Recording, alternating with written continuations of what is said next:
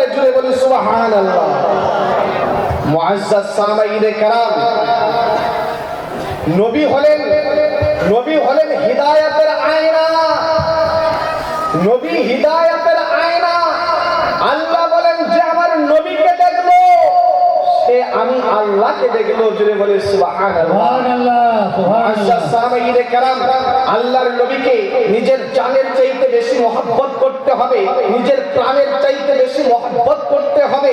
বুখারী শরীফের কিতাবুল ঈমানের প্রথম হাদিস, আল্লাহর নবী সাল্লাল্লাহু তাআলা আলাইহি ওয়াসাল্লাম বলছেন, লা ইউমিনু আহাদুকুম হাত্তা আকুনা আহাব্বা ইলাইহি মিন ওয়ালিদিহি ওয়া ওয়ালাদিহি ওয়ান নাসি আজমাইন। তোমাদের মধ্যে কোন ব্যক্তি ততক্ষণ পর্যন্ত ঈমানদার হতে পারবে না, ততক্ষণ পর্যন্ত মুমিন হতে পারবে না, ততক্ষণ পর্যন্ত মুসলমান হতে পারবে না, যতক্ষণ পর্যন্ত আমি নবীকে তার বাবার চাইতে, তার মায়ের চাইতে, তার মালের চাইতে, তার জানের চাইতে বেশি মহব্বত করবে না, ততক্ষণ পর্যন্ত সে মুমিন হতে পারবে না। চিৎকার দিয়ে বলি সুবহানাল্লাহ, সুবহানাল্লাহ।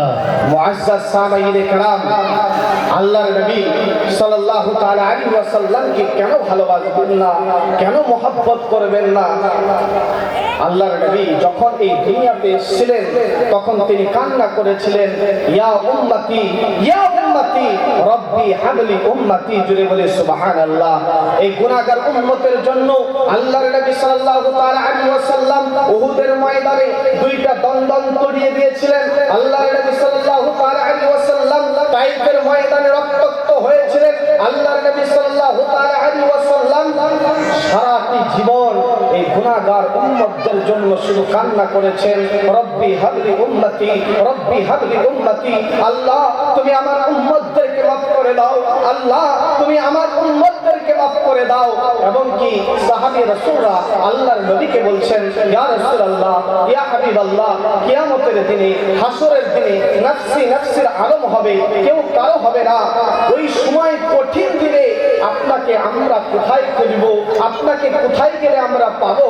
আল্লাহর নবী সাল্লাল্লাহু তাআলা আলাইহি ওয়াসাল্লাম বলছেন, আমার উম্মতরা যেখানে যেখানে মুসিবতের মধ্যে পড়বে সেখানে সেখানে আমি রাহমাতুল লিল আলামিন হাজির হয়ে যাব, জুড়ে বলে সুবহানাল্লাহ। সাহাবী রাসূলদেরকে বলছেন, ও আমার সাহাবায়ে কেরামরা, পুল সিরাতের পারে যে পুল চুলের চাইতে বারিক হবে, চুলের চাইতে চিকন হবে, হীরার চাইতে ধার হবে, ওই পুল সিরাতের পারে আমি রাহমাতুল লিল আলামিনের মুলাকাত হবে। তোমরা মিজানের পাল্লায় যেখানে মানুষের আমলনামা মাপা হবে, যেখানে মানুষের আমল তোলা হবে, সেখানে আমি রাহমাতুল লিল আলামিনকে হাজির ও নাজির পাবে, জুড়ে বলে সুবহানাল্লাহ। সেই নবীকে মহব্বত করার প্রয়োজন আছে কিনা নাই? নবীকে ভালোবাসার প্রয়োজন আছে কিনা নাই? নবীকে মহব্বত করতে হবে। নবীকে কি করে মহব্বত করব?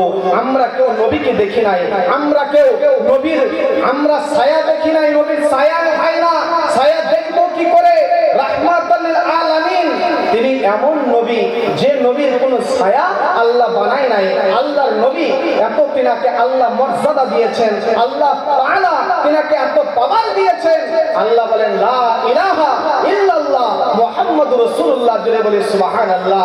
এই লা ইলাহা ইল্লাল্লাহ মুহাম্মাদুর রাসূলুল্লাহর মধ্যে 12টি 24টি অক্ষর আছে। কয়টি অক্ষর আছে?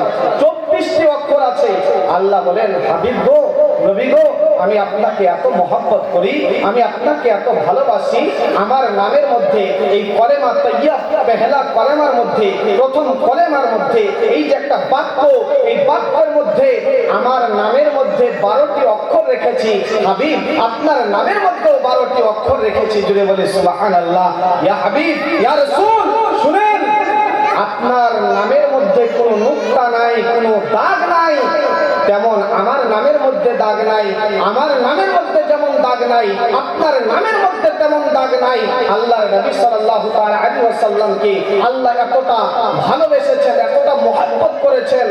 আজকে অনেকেই বলে মুহাম্মদ রাসূলুল্লাহ শুনে বুড়া আঙ্গুলে চুম্বন দেওয়া যায় না, বলে না, এটা শিরক হয়ে যায়, এটা বেদাত। কিন্তু আল্লাহ বলছেন, হাবিব, আপনার নামটাকে এত মহব্বত নিয়ে, এত ভালোবাসার নাম আমি রেখেছি, কোন মুমিন আপনার নাম যতক্ষণ পর্যন্ত চুমু না দিবে ততক্ষণ পর্যন্ত সে নাম চালিত করতে পারবে না। জুড়ে বলে সুবহানাল্লাহ। আপনি একবার বলেন মুহাম্মদ এক ফুট আরেক ফুটের মধ্যে স্পর্শ করবে, করবে কি করবে না? করবে। আল্লাহ বলেন হে আমার হাবিব, আপনার নামের মধ্যে আমি এত গুণ রেখেছি, আপনার নামের মধ্যে আমি এত জায়গা রেখেছি যে কোনো মুমিন আপনার নাম যখন নিবে চুমু না নেওয়া ছাড়া সে নাম নিতে পারবে না। আল্লাহ পাক বলেন যে হাবিব জানেন আমি সালাতকে আমি কায়েম করতে বলেছি, নামাজকে প্রতিষ্ঠিত করতে বলেছি। এই নামাজ যতক্ষণ পর্যন্ত আপনি নবীর প্রশংসা করবে না, আপনি নবীর উপরে দুরূদ পড়বে না, আপনার আহলে বায়াতের উপরে দুরূদ পড়বে না, পাক পাঞ্জাতের উপরে দুরূদ পড়বে না, ততক্ষণ পর্যন্ত সে নামাজ মুকাম্মাল করতে পারবে না। আজকে বলে ইয়া নবী সালামু আলাইকা বললে শিরক হয়ে যায়, বেদাত হয়ে যায়। শুনে রাখো মুসলমান, কান খুলে শুনো, যতক্ষণ পর্যন্ত নামাজের মধ্যে তাশহুদের মধ্যে আমার নবীকে সালাম দেওয়া না হবে, যতক্ষণ পর্যন্ত না বলা হবে আসসালামু আলাইকা ইয়া আইয়ুহান নবী, ততক্ষণ পর্যন্ত নামাজ মুকাম্মাল হবে না, আপনার নামাজ সম্পূর্ণ হবে না। তাহলে বোঝা গেল যে নবী দরকার আছে, নবী দরকার আছে।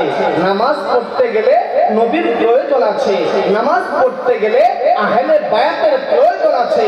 কারণ আমি আর আপনি দুরূদ পড়ি আরবি ভাষায়। এই আরবি ভাষা যখন আমরা কোরআনে খুঁজবো তখন পাবো। আমরা অনেকেই কোরআন পড়তে জানি কিন্তু কোরআনের ব্যাখ্যা আমরা অনেকেই জানি না। আলহামদুলিল্লাহি রাব্বিল আলামিন আর রহমানির রহিম এর অর্থ কি আমরা জানি না। তাই আজকে এত ফতোয়াবাজি হয়। আজকে অনেকে বলে শবে বরাত নাই, শবে বরাত নাই, কোরআনে নাই, হাদিসে নাই, কোথাও নাই। তারা ঠিক বলে কি বলে না? সব ফার্সি ভাষা, কোরআনে খুঁজলে পাওয়া যাবে। কোরআন কোন কিতাব? আরবি কিতাব। হাদিস কোন কিতাব? আরবি কিতাব। এবার আরবি ভাষা কোরআনে খুঁজতে হবে। সব ফার্সি ভাষা কোরআনে খুঁজলে পাওয়া যাবে না। কোরআনে খুঁজলে কি খুঁজতে হবে? লাইলাতুল মুবারাকা। কোরআনে খুঁজতে গেলে আমাদেরকে লাইলাতুল মুবারাকা খুঁজতে হবে। আর হাদিসে খুঁজতে গেলে লাইলাতুন নিসফি মিন শাবান, লাইলাতুন নিসফি মিন শাবান। আল্লাহর নবী সাল্লাল্লাহু তাআলা আলাইহি ওয়াসাল্লামকে আমরা যদি বুঝতে চাই তাহলে আমাদেরকে ভালো করে আরবি বুঝতে হবে, ভালো মাওলানার কাছে বসতে হবে, তার কাছে দর্শ নিতে হবে। 12 বছর লাগে এই আরবি গ্রামার বুঝতে, আরবি ভাষাটা বুঝতে 12 বছর লেগে যায়। তবু অনেক মাওলানা মেরা আরবি পড়তে পারে না। আমরা কোরআন পড়ি জের জবর লাগানো কোরআন। আল্লাহর নবীর জামানায় জের জবর ছিল না। আজকে অনেকে বলে বিদআত, বিদআত কাকে বলে? বিদআত তাকে বলে যেটা নবীর জামানায় ছিল না, সেইটাকে বিদআত বলে। আজকে আমরা যে কোরআন পড়ি এই কোরআন পড়লে বিদআত হবে কি হবে না? তাহলে বোঝা যায় বিদআতের দুইটা প্রকার আছে। কয়টা প্রকার? দুইটা। একটা বিদআতে সাইয়্যা আর একটা বিদআতে হাসানা। যে বিদআত মানুষকে ফায়দা দেয়, উপকার করে, সেই বিদআত পালন করা যাবে। সেই বিদআত মানলে সব আছে, মুস্তাহসান। মুআজ্জাজ সামাঈনে কেরাম, তো আমি বলতেছিলাম যতক্ষণ পর্যন্ত আমরা নবীকে সালাম দিব না, নবীর উপরে দুরূদ পড়ব না, আহলে বায়াতের উপরে দুরূদ পড়ব না, আমাদের নামাজ মুকাম্মাল হবে না। আমাদের নামাজ সফলতা পাবে না। আমরা পড়ি আল্লাহুম্মা সাল্লি আলা মুহাম্মদ। বলে যে এখানে তো আহলে বায়াতের কথা নাই, পাক পাঞ্জাবের কথা নাই। আমরা দুরূদ পড়ি আল্লাহুম্মা সাল্লি আলা মুহাম্মদ, এর অর্থ আমরা জানি। হে আল্লাহ, তুমি মুহাম্মদ সাল্লাল্লাহু তাআলা আলাইহি ওয়াসাল্লামের উপরে দুরূদ অবতীর্ণ করো, দুরূদ নাযিল করো, এবং বলি ওয়া আলা আলি মুহাম্মদ, এবং আহলে বায়াতের উপরে, তিনার তিনার পরিবার, তিনার বংশধরের উপরে সালাম বর্ষিত হোক। জুড়ে বলি সুবহানাল্লাহ। মুআজ্জাজ সামাঈনে কেরাম, তাহলে নবীকে মুহাব্বত করতে গেলে একটা ভাষা আমরা বুঝলাম যে নবীকে পেতে হলে, নবীকে ভালোবাসতে হলে আহলে বায়াতকে ভালোবাসতে হবে। আহলে বায়াতকে যদি মহব্বত করি, আহলে বায়াতকে যদি ভালোবাসি, তাহলে আমরা নবী পর্যন্ত পৌঁছাতে পারবো। এই পাক পাঞ্জাতন আহলে বায়াত কাকে বলে? এই আহলে বায়াত পাঁচজনকে বলে। কয়জনকে বলে? পাঁচজনকে বলে। মুহাম্মদ রাসূলুল্লাহ, মাওলা আলী, মা ফাতেমা, হাসান, হুসাইন, এই পাঁচজনের নাম হলো আহলে বায়াত। এই আহলে বায়াতকে মহব্বত করতে হবে, আহলে বায়াতকে ভালোবাসতে হবে। এবার প্রশ্ন আসে, আল্লাহকে মহব্বত করব, আল্লাহকে তো দেখি নাই। নবীকে মহব্বত করব, নবীকে দেখি নাই। আহলে বায়াতকে ভালোবাসবো, আহলে বায়াতকে তো আমরা দেখি নাই।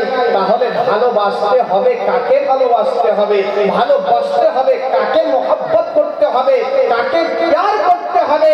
খাজা মাইনুদ্দিন চিশতি তিনি বলেন যে আমি কারবালার ময়দানে, আমি মাইনুদ্দিন সেদিন যদি থাকতাম, আমি পাক পাঞ্জাতনের গোলামের গোলাম, আমি হলাম হুসাইনের গোলামের গোলাম, সেদিন কারবালার ময়দানে পানির কোনো অভাব হতো না। জুড়ে বলি সুবহানাল্লাহ, সুবহানাল্লাহ। তো খাজা মাইনুদ্দিন চিশতি কি বললেন? যে আমি আহলে বায়াতের সদস্য, হুসাইনের গোলামের গোলাম। তাহলে বোঝা যায় যে আহলে বায়াতকে যারা মহব্বত করে, আহলে বায়াতকে যারা ভালোবাসে, তাদের গোলাম হয়ে গেলে, তাদের আমরা যদি নওকর হয়ে যাই, তাদের যদি খাদিম হয়ে যায়, আমরা যদি তাদেরকে মহব্বত করি, তাহলে আল্লাহ পর্যন্ত পৌঁছানো যাবে। কথা ঠিক কিনা নাই? একটা বিল্ডিং এ চড়তে গেলে আমরা সিঁড়িতে উঠি। এই সিঁড়িতে যখন আমরা উঠি, আমরা উপর দিক থেকে উঠি না নিচ দিক থেকে উঠি? নিচ দিক থেকে। তদ্রূপ আল্লাহর কোরআন বলছে, ইয়া আইয়ুহাল্লাযীনা আমানুত্তাকুল্লাহ ওয়াবতাগু ইলাইহিল ওয়াসিলা। হে ঈমানদারগণেরা, তোমরা আমি আল্লাহকে ভালোবাসো, আমি আল্লাহকে মহব্বত করো, এবং আমি পর্যন্ত পৌঁছানোর জন্য একটা ওয়াসিলা খুঁজো, একটা ওয়াসিলা তালাশ করো। আর ওই ওয়াসিলাটার নাম হলো পীর ও মুর্শিদ। জুড়ে বলি সুবহানাল্লাহ। যদি আমরা আল্লাহ পর্যন্ত পৌঁছাতে চাই, তাহলে খাজা মনসুর আলী চিশতিকে মহব্বত করতে হবে। আমরা যদি আল্লাহ পর্যন্ত পৌঁছাতে চাই, তাহলে খাজা মেহবুব আলম চিশতিকে ভালোবাসতে হবে। কারণ মেহবুব আলম চিশতি তিনি এমন একজন আল্লাহর ওলি, তিনি শুধু মারিফতের কথা বলে নাই, তিনি শরীয়তের কথা বলেছেন, তিনি তরিকতের কথা বলেছেন, তিনি হাকিকতের কথা বলেছেন। জুড়ে বলে সুবহানাল্লাহ। সবে বরাত, সবে কদর, সবে মিরাজ আমরা বুখারী পড়তে জানি না, আমরা তিরমিজি পড়তে জানি না, আমরা মুসলিম শরীফ পড়তে জানি না, সিয়াসিত্তার হাদিস আমরা পড়তে জানি না। খাজা মেহবুব আলম চিশতি আমাদেরকে শিখিয়েছেন, তোমরা আঞ্জামে ফাতিহা পড়ো। যে আঞ্জামে ফাতিহা যদি তুমি পড়ে নাও, একজন মাওলানা যতটা জানে, তুমি যদি চেষ্টা করো, তুমি সেই মাওলানার মতোই জ্ঞান হতে পারবে। যদি সুবহানাল্লাহ। এই আঞ্জামে ফাতিহা বলুন, আপনি অঞ্জলি বলুন, এই